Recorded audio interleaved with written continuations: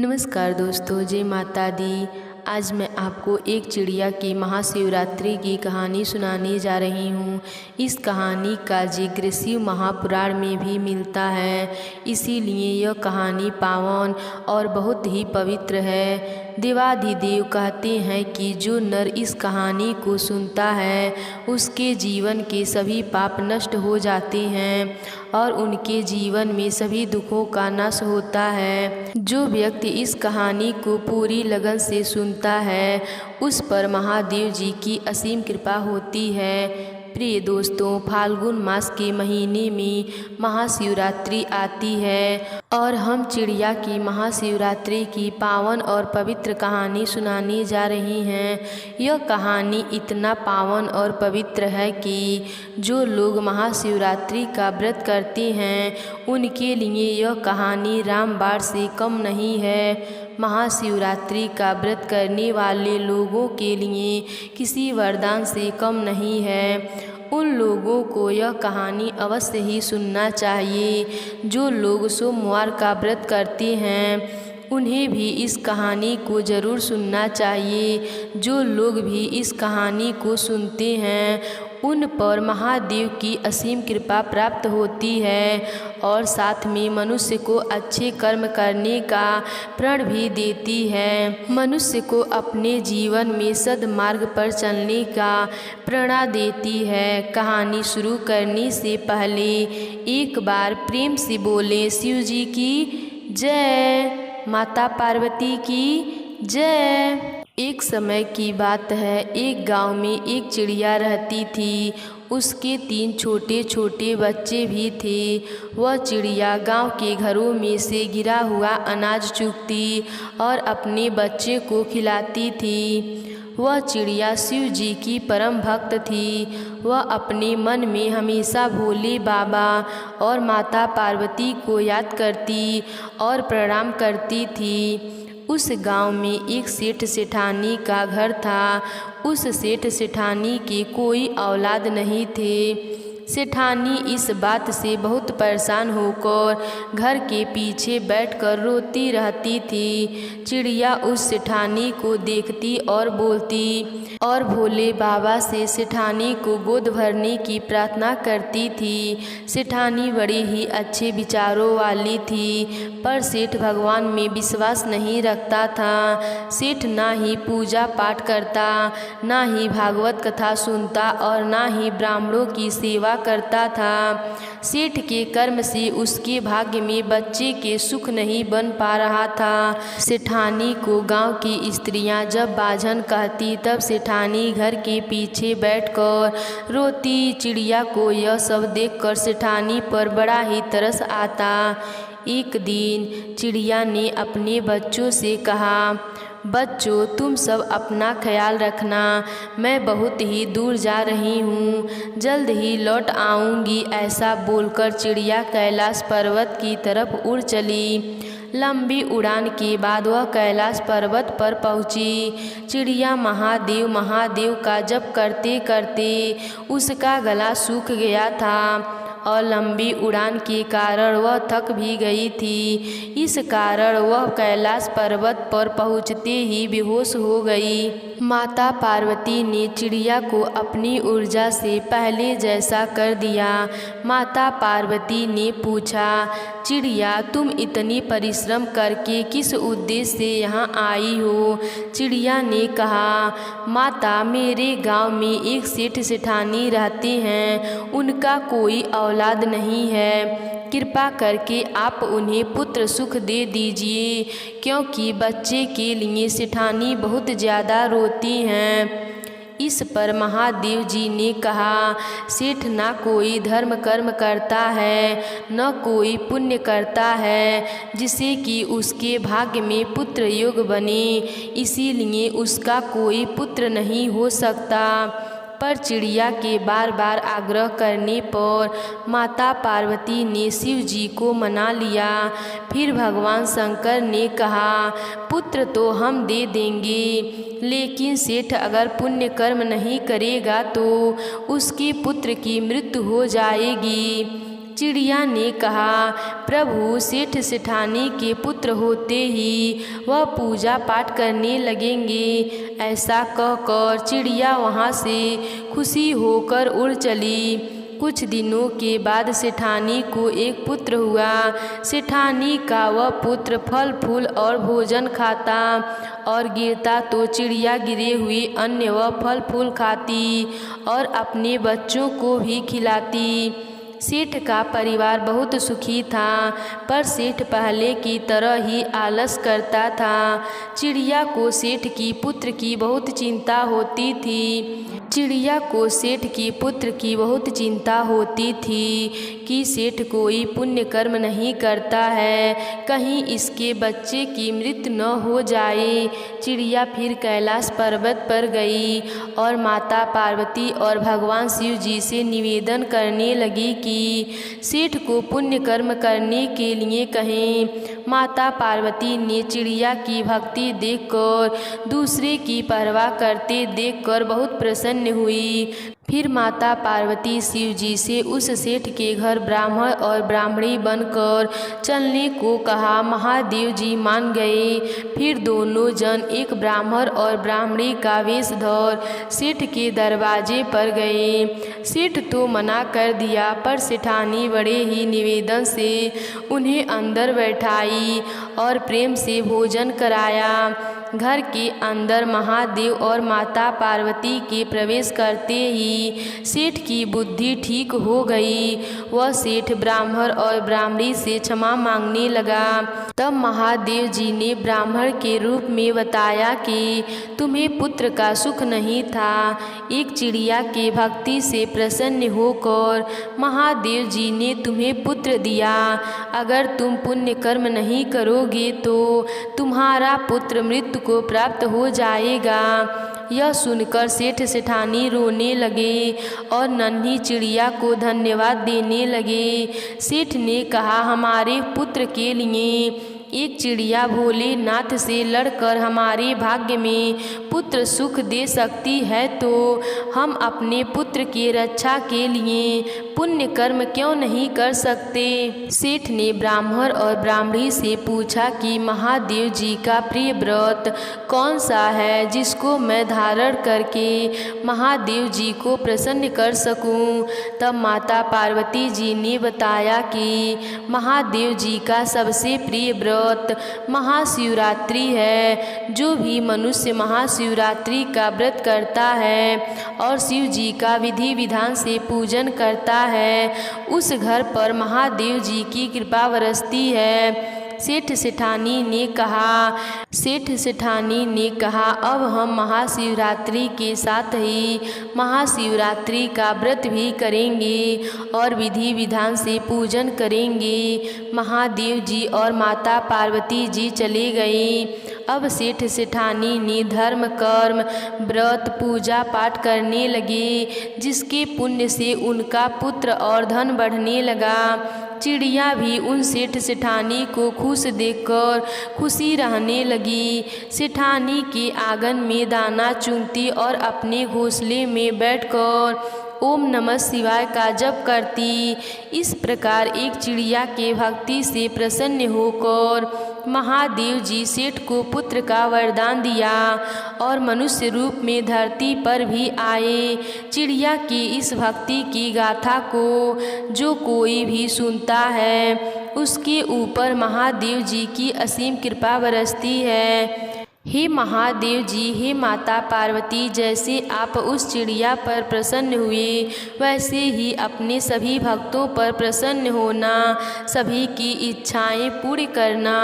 तो प्रेम से बोलिए शिव जी की जय, माता पार्वती की जय। एक बार पार्वती माता ने भगवान शिव शंकर से पूछा, ऐसा कौन सा श्रेष्ठ तथा सरल व्रत पूजन है जिससे मृत्यु लोक के प्राणी आपकी कृपा सहज ही प्राप्त कर लेते हैं। उत्तर में शिव जी ने पार्वती जी को शिवरात्रि के व्रत का विधान बताकर यह कथा सुनाई। एक गांव में एक शिकारी रहता था। पशुओं की हत्या करके वह अपने कुटुंब को पालता था। वह एक साहूकार का ऋणी था, लेकिन उसका ऋण समय पर न चुका सका। क्रोधवश साहूकार ने शिकारी को शिव मठ में बंदी बना लिया। संयोग से उसी दिन शिवरात्रि थी। शिकारी मध्यागमन होकर शिव संबंधित धार्मिक बातें सुनता रहा। चतुर्दशी को उसने शिवरात्रि की कथा भी सुनी। संध्या होते ही साहूकार ने उसे अपने पास बुलाया और ऋण चुकाने के विषय में बात की। शिकारी अगले दिन सारा ऋण लौटा देने का वचन देकर बंधन से छूट गया। अपनी दिनचर्या की भांति वह जंगल में शिकार के लिए निकला, लेकिन दिन भर बंदी गृह में रहने के कारण भूख प्यास से व्याकुल था। शिकार करने के लिए वह एक तालाब के किनारे बेल वृक्ष पर पड़ाव बनाने लगा। बेल वृक्ष के नीचे शिवलिंग था, जो बेल पत्रों से ढका हुआ था। शिकारी को उसका पता न चला। पड़ाव बनाते समय उसने जो टहनियाँ तोड़ी, वे संयोग से शिवलिंग पर गिरी। इस प्रकार दिन भर भूखे प्यासे शिकारी का व्रत भी पूरा हो गया और शिवलिंग पर बेलपत्र भी चढ़ गए। एक पहर रात्रि बीत जाने पर एक गर्भवती मृगी तालाब पर पानी पीने पहुंची। शिकारी ने धनुष पर तीर चढ़ाकर ज्यों ही प्रतीक्ष खींची। मृगी बोली, मैं गर्भवती हूँ, शीघ्र ही प्रवेश करूँगी। तुम एक साथ 2 जीवों की हत्या करोगे, जो ठीक नहीं है। मैं अपने बच्चे को जन्म देकर शीघ्र ही तुम्हारे सामने प्रस्तुत हो जाऊँगी, तब तुम मुझे मार लेना। शिकारी ने प्रतीक्षा ढीली कर ली और मृगी झाड़ियों में लुप्त हो गई। कुछ ही देर बाद एक और मृगी उधर से निकली। शिकारी की प्रसन्नता का ठिकाना न रहा। समीप आने पर उसने धनुष पर वार चढ़ाया। तब उसे देख मृगी ने विनम्रता पूर्वक निवेदन किया, हे पारधी, मैं थोड़ी देर पहले ही श्रुति से निवृत्त हुई हूँ। कामातुर विरहिणी हूँ, अपने प्रिय की खोज में भटक रही हूँ। मैं अपने पति से मिलकर शीघ्र ही तुम्हारे पास आ जाऊँगी। शिकारी ने उसे भी जाने दिया। 2 बार शिकार को खोकर उसका माथा ढनका।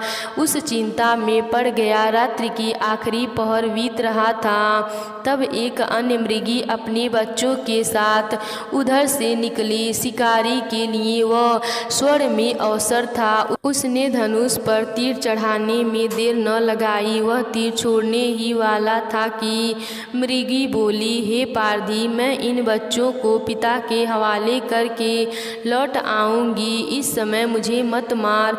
शिकारी हंसा और बोला, सामने आए शिकार को छोड़ दूं? मैं ऐसा मूर्ख नहीं। इससे पहले मैं 2 बार अपना शिकार खो चुका हूँ। मेरे बच्चे भूख प्यास से तड़प रहे होंगे। उत्तर में मृगी ने फिर कहा, जैसे तुम्हें अपने बच्चों की ममता सता रही है, ठीक वैसे ही मुझे भी। इसीलिए सिर्फ बच्चों के नाम पर मैं थोड़ी देर के लिए जीवन दान मांग रही हूँ। हे पारधी, मेरा विश्वास कर। मैं इन्हें इनके पिता के पास छोड़कर तुरंत लौटने की प्रतिज्ञा करूँगी। मृगी का दीन स्वर सुनकर शिकारी को उस पर दया आ गई। उसने उस मृग को भी जाने दिया। शिकार के अभाव में बेल वृक्ष पर बैठा शिकारी बेल पत्र तोड़कर नीचे फेंकता जा रहा था। पाँव फटने को हुई तो एक हष्ट पुष्ट मृग उसी रास्ते पर आया। शिकारी ने सोच लिया कि इसका शिकार वह अवश्य करेगा। शिकारी की तनिक प्रतीक्षा देखकर मृगी विनती स्वर में बोला, हे पारधी भाई, यदि तुमने मुझसे पूर्व आने वाली 3 मृगियों तथा छोटे छोटे बच्चों को मार डाला है तो मुझे भी मारने में विलंब न करो, ताकि उनके वियोग में मुझे एक क्षण भी दुख न सहना पड़े। मैं उन मृगियों का पति हूँ। यदि तुमने उन्हें जीवन दान दिया है तो मुझे भी कुछ क्षण जीवन दान देने की कृपा करो। मैं उनसे मिलकर तुम्हारे पास उपस्थित हो जाऊंगा। मृगी की बात सुनते ही शिकारी के सामने पूरी रात रात की घटना चक्र घूम गया। उसने सारी कथा मृग को सुना दी।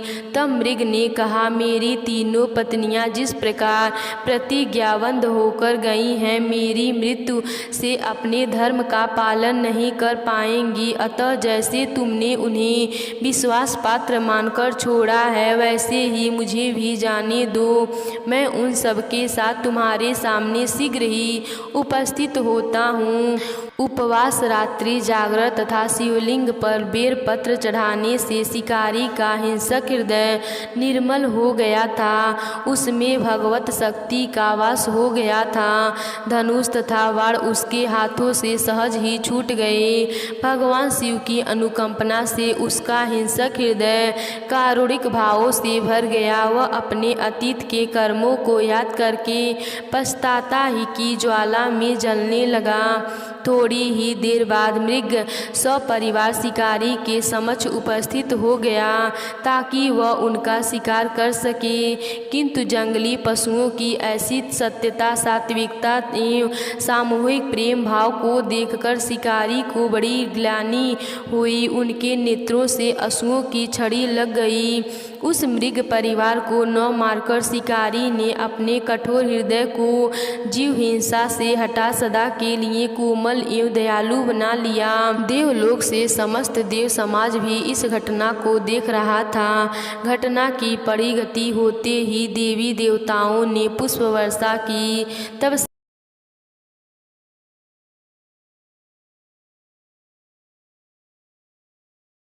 किसी नगर में एक धनी व्यापारी रहता था। दूर दूर तक उसका व्यापार फैला था। नगर के सभी लोग उस व्यापारी का सम्मान करते।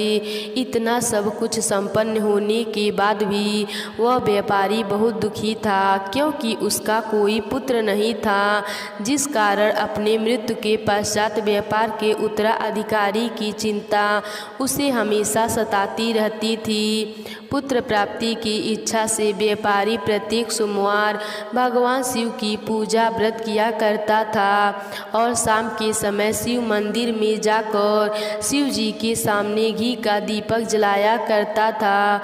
उसकी भक्ति देखकर माँ पार्वती प्रसन्न हो गईं और भगवान शिव से उस व्यापारी की मनोकामना पूर्ण करने का निवेदन किया। भगवान शिव बोले, इस संसार में सबको उसके कर्म के अनुसार फल की प्राप्ति होती है। जो प्राणी जैसा करता है उन्हें वैसा ही फल प्राप्त होता है। शिव जी द्वारा समझाने के बावजूद भी माँ पार्वती नहीं मानी और उस व्यापारी की मनोकामना पूर्ण हेतु वे शिव जी से बार बार अनुरोध करती रहीं। अंततः माता के आग्रह को देखकर भगवान भोलेनाथ को उस व्यापारी को पुत्र प्राप्ति का वरदान देना ही पड़ा। वरदान देने के पश्चात भोलेनाथ माँ पार्वती से बोले, आपके आग्रह पर मैंने पुत्र प्राप्ति का वरदान तो दे दिया, परंतु इसका यह पुत्र 16 वर्ष से अधिक समय तक जीवित नहीं रहेगा। उसी रात भगवान शिव उस व्यापारी के स्वप्न में आए और उसे पुत्र प्राप्ति का वरदान दिया और उसके पुत्र के 16 वर्ष तक जीवित रहने की भी बात बताई। भगवान के वरदान से व्यापारी को खुशी तो हुई, लेकिन पुत्र की अल्प आयु की चिंता से उस खुशी को नष्ट कर दिया। व्यापारी पहले की तरह सोमवार के दिन भगवान शिव का विधिवत व्रत करता रहा। कुछ महीनों के बाद उसके घर एक अति सुंदर बालक ने जन्म लिया और घर में खुशियां ही खुशियां भर गई। बहुत धूमधाम से पुत्र जन्म का समारोह बनाया गया, परंतु व्यापारी को पुत्र जन्म की अधिक खुशी नहीं हुई, क्योंकि उसे पुत्र की अल्प आयु के रहस्य का पता था। जब पुत्र 12 वर्ष का हुआ तो व्यापारी ने उसे उसके मामा के साथ पढ़ने के लिए वाराणसी भेज दिया। लड़का अपने मामा के साथ शिक्षा प्राप्ति हेतु चल दिया। रास्ते में जहाँ भी मामा भांजे विश्राम हेतु रुकते, वहीं यज्ञ करते और ब्राह्मणों को भोजन कराते। लंबी यात्रा के बाद मामा भांजे एक नगर में पहुँचे।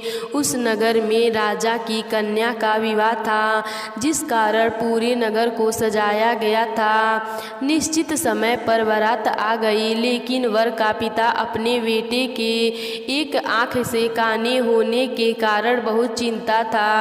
उसे भय था कि इस बात का पता चलने पर कहीं राजा विवाह से इनकार न कर दें, इससे उसकी बदनामी भी होगी। जब वर के पिता ने व्यापारी के पुत्र को देखा तो उसके मस्तिष्क में एक विचार आया। उसने सोचा, क्यों न इस लड़के को दूल्हा बनाकर राजकुमारी से विवाह करा दूं।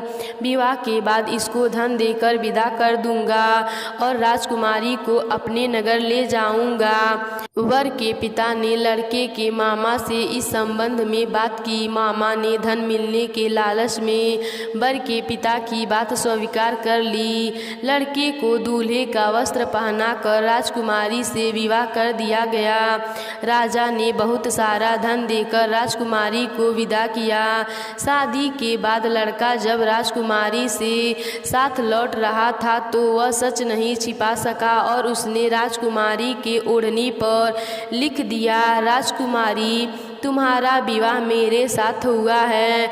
मैं तो वाराणसी पढ़ने के लिए जा रहा हूँ और अब तुम्हें इस नवयुवक की पत्नी बनना पड़ेगा। वह कान्हा है। जब राजकुमारी ने अपनी ओढ़नी पर लिखा हुआ पढ़ा तो उसने कान्हे लड़के के साथ जाने से इनकार कर दिया। राजा को जब यह सब बातें पता लगी तो उसने राजकुमारी को महल में ही रख लिया। उधर लड़का अपने मामा के साथ वाराणसी पहुंच गया और गुरुकुल में ही पढ़ना शुरू कर दिया। जब उसकी आयु 16 वर्ष की हुई तो उसने यज्ञ किया। यज्ञ के समाप्ति पर ब्राह्मणों को भोजन कराया और खूब अन्न वस्त्र दान दिए। रात को वह अपने शयन नक्षत्र में सो गया। शिव के वरदान के अनुसार शयन अवस्था में ही उसके प्राण पखेर उड़ गए। सूर्योदय पर मामा मृत्यु भांजे को देखकर रोने पीटने लगा। आसपास के लोग भी एकत्र होकर दुखी प्रकट करने लगे। लड़के के मामा के रोने विलाप करने के स्वर समीप से गुजरते हुए भगवान शिव और माता पार्वती जी ने भी सुने। माता पार्वती ने भगवान शिव से कहा, प्राणनाथ, मुझे इसके रोने के स्वर सहन नहीं हो रहे। आप इस व्यक्ति के कष्ट को अवश्य दूर करें। भगवान शिव ने माता पार्वती के साथ अदृश्य रूप में समीप जाकर देखा तो भोलेनाथ माता पार्वती से बोले, यह तो उसी व्यापारी का पुत्र है जिसे मैंने 16 वर्ष की आयु का वरदान दिया था। इसकी आयु पूरी हो गई है। माता पार्वती ने फिर भगवान शिव से निवेदन कर उस बालक को जीवित देने का आग्रह किया। माता पार्वती के आग्रह पर भगवान शिव ने उस लड़के को जीवित होने का वरदान दिया और कुछ ही पल में वह जीवित होकर उठ बैठा। शिक्षा समाप्त करके लड़का मामा के साथ अपने नगर की ओर चल दिया। दोनों चलते चलते उसी नगर में पहुँचे जहाँ उसका विवाह हुआ था। उस नगर में भी यज्ञ का आयोजन किया। समीप से गुजरते हुए नगर के राजा ने यज्ञ का आयोजन देखा और उसने तुरंत ही लड़के और उसके मामा को पहचान लिया। यज्ञ के समाप्त होने पर राजा मामा और लड़के को महल में ले गया और कुछ दिन उन्हें महल में रखकर बहुत साधन वस्त्र आदि देकर राजकुमारी के साथ विदा कर दिया। इधर भूखे प्यासे रहकर व्यापारी और उसकी पत्नी बेटे की प्रतीक्षा कर रहे थे। उन्होंने प्रतिज्ञा कर रखी थी कि यदि उन्हें अपने बेटे की मृत्यु का समाचार मिला तो दोनों अपने प्राण त्याग देंगे। परंतु जैसे ही उसने बेटे को जीवित वापस लौटने का समाचार सुना तो वह बहुत प्रसन्न हुए। वह अपनी पत्नी और मित्रों के साथ नगर के द्वार पर पहुंचा। अपने बेटे के विवाह का समाचार सुनकर पुत्र वधू राजकुमारी को देखकर उसकी खुशी का ठिकाना न रहा। उसी रात भगवान शिव जी ने व्यापारी के स्वप्न में आकर कहा, हे श्रेष्ठी, मैंने तेरे सोमवार के व्रत करने और कथा सुनने से प्रसन्न होकर तेरे पुत्र को लंबी आयु प्रदान की है। पुत्र की लंबी आयु जानकर व्यापारी बहुत प्रसन्न हुआ। शिव भक्त होने होने तथा सोमवार का व्रत करने से व्यापारी की सभी मनोकामनाएं पूर्ण हुई। इसी प्रकार जो भक्त सोमवार का विधिवत व्रत करते हैं और व्रत कथा सुनते हैं उनकी सभी इच्छाएं पूरी होती हैं। तो प्रेम से बोलिए माता पार्वती की जय, भोलेनाथ की जय। हिमालय के राजा हिमवंत और उनकी पत्नी मेना देवी शिव जी के भक्त थे। उनकी इच्छा एक ऐसी पुत्री की थी जिनका विवाह में शिव जी के साथ कर सकें। मेना देवी ने शिव जी की पत्नी गौरी देवी को प्रसन्न करने के लिए कठोर तपस्या शुरू कर दी। कई दिनों तक वह बिना खाए पिए तप करती रहीं। गौरी देवी ने प्रसन्न होकर मेना देवी की बेटी के रूप में जन्म लेने का वचन दे दिया। गौरी देवी ने आग में कूदकर अपनी जान दे दी। इसके बाद उन्होंने मेना देवी की बेटी के रूप में जन्म लिया जिसका नाम पार्वती रखा गया। पार्वती जी ने जब बोलना शुरू किया तो उनके मुंह में पहला शब्द शिव जी का ही निकला। बड़ी होकर वह बहुत सुंदर युवती बनी। इस बीच शिव जी ने अपनी पत्नी की मृत्यु से दुखी होकर लंबा ध्यान शुरू कर दिया था। हिमवंत को आशंका हो रही थी कि शायद शिव जी गहन ध्यान में होने के कारण पार्वती जी को पत्नी के रूप में स्वीकार न करें। उन्होंने समस्या के समाधान के लिए नारद जी को बुलाया। नारद जी ने उनसे कहा कि पार्वती तपस्या के जरिए शिव जी को हृदय जीत सकती है। हिमवंत ने पार्वती जी को शिव जी के पास ही भेज दिया। पार्वती जी ने दिन रात उनकी पूजा और सेवा की।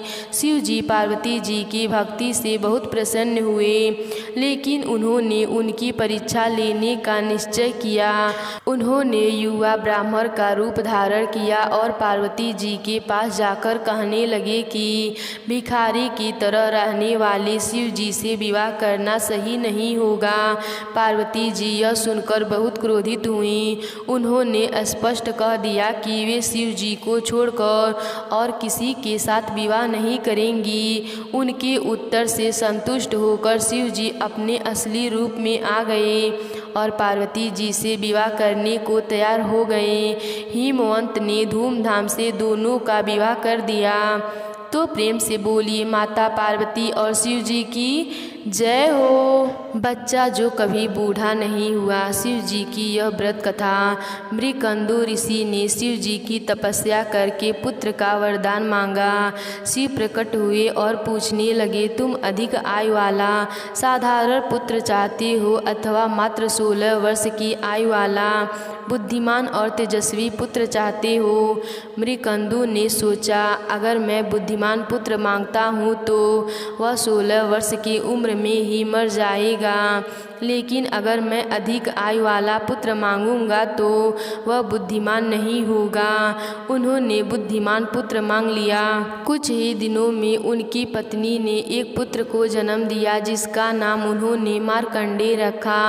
वह बहुत सुंदर, बुद्धिमान, दयालु और सभी गुणों में परिपूर्ण थे। जब मार्कंडेय 16 वर्ष के होने वाले थे तो उनके माता पिता ने उसे उसकी मृत्यु की बात बता दी। मार्कंडेय कहने लगे, मैं नहीं मरूंगा, मैं शिव जी की पूजा करूंगा। उसने हर दिन शिव जी की पूजा करनी शुरू कर दी। उसके 16वें जन्मदिन पर यमराज ने उसे लेने आए। मार्कंडेय ने उनसे कहा, मुझे अपनी पूजा समाप्त कर लेने दो। यम नाराज हो गए और उन्होंने उसके ऊपर यम का पासा फेंका। शिव जी प्रकट हो गए और उन्होंने यम को यमलोक लौट जाने का आदेश दे दिया और बोले, वापस पृथ्वी पर मत आना। यम चले गए। उसके बाद से पृथ्वी पर किसी की मृत्यु नहीं हुई। पृथ्वी पर आबादी बहुत तेजी से बढ़ रही थी। देवी पृथ्वी शिव जी के पास गई और कहने लगी, मैं इतना भार नहीं उठा सकती, कृपया यमराज को पृथ्वी पर भेजिए। जब शिव जी ने इनकार किया तो वह सहायता के लिए माता पार्वती के पास पहुंची। पार्वती जी ने शिव जी से अनुरोध किया तो शिव जी बोले, यमराज ने मेरे भक्तों का अपमान किया था। पार्वती जी ने कहा, किंतु आपने ही तो कहा था कि मार्कंडेय 16 वर्ष से अधिक नहीं जिएगा, इसीलिए यमराज उसे लेने गए थे। शिव जी निरंतर हो गए। इस पर पार्वती जी बोली, शायद आपका आयस होगा कि मार्कंडेय सदा 16 वर्ष का ही रहेगा। इस बात को यमराज समझ नहीं पाए होंगे। शिव जी तुरंत प्रसन्न होकर बोले, बिल्कुल यही बात थी। उन्होंने तुरंत यमराज जी को पृथ्वी पर जाने की अनुमति दे दी और मार्कंडेय सदा 16 वर्ष के ही रह गए। इस तरह से शिव जी ने मार्कंडेय जी को वरदान दिया। तो प्रेम से बोलिए शिव जी की जय। राजा दक्ष प्रजापति ने अपनी 27 बेटियों का विवाह चंद्रमा के साथ कर दिया था।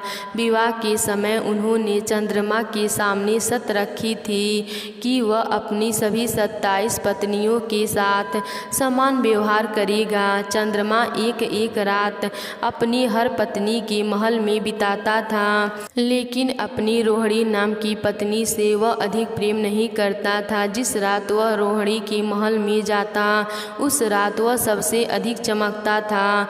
उसकी शेष पत्नियों को यह बुरा लगता था। उन्होंने अपने पिता से इनकी शिकायत कर दी। दक्ष प्रजापति ने चंद्रमा को श्राप दे दिया कि वह अपनी चमक खो देंगे। दिन में सूरज चंद्रमा को अपना दिव्य प्रकाश दे देता था, रात में चंद्रमा दिव्य पेय सोम पीता था, जो कि देवताओं का पेय था। दक्ष के श्राप के कारण देवता अपनी शक्ति का स्रोत खो बैठा था। सहायता के लिए ब्रह्मा के पास पहुँचे। ब्रह्मा की सलाह पर चंद्रमा ने 1 करोड़ बार मृत्युंजय मंत्र का जप किया। इससे शिव जी प्रसन्न हो गए और उन्होंने चंद्रमा को श्राप से आंशिक रूप से मुक्त कर दिया। अभी से चंद्रमा सिर्फ कुछ रातों में ही चमकता है। तो प्रेम से बोलिए शिव जी की जय।